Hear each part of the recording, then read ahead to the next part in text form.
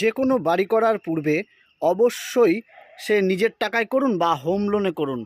আপনারা কিন্তু আগেই চেক করে নেবেন সেই জমির সমস্ত দলিল ঠিক রয়েছে কিনা, এমনকি পিঠ দলিলও ঠিক রয়েছে কিনা। কারণ যে কোনো একটি দলিল যদি ভুল থাকে তাহলে আপনার দলিল যতই ঠিকঠাক বা সমস্ত কিছু ঠিকঠাক তাও কিন্তু অবৈধ হয়ে যেতে পারে। তাই আপনার কষ্টার্জিত টাকা জলে না ফেলে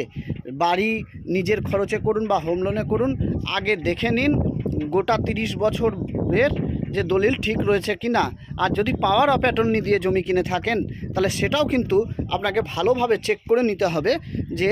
আপনার পাওয়ার অফ অ্যাটর্নিটা ঠিকঠাক বন্টন করা হয়েছে কিনা, বা যে জমিটা বিক্রি করার কথা বলা হচ্ছে পাওয়ার অফ অ্যাটর্নি দ্বারা সেখানে ঠিকমতো জমির পরিমাণ লেখা আছে কিনা, বা জমির কোন জমিটা বিক্রি করবে সেটা লেখা আছে কিনা। নাহলে কিন্তু পুরোটাই আপনার ইনভ্যালিড হয়ে যেতে পারে, আপনার কষ্ট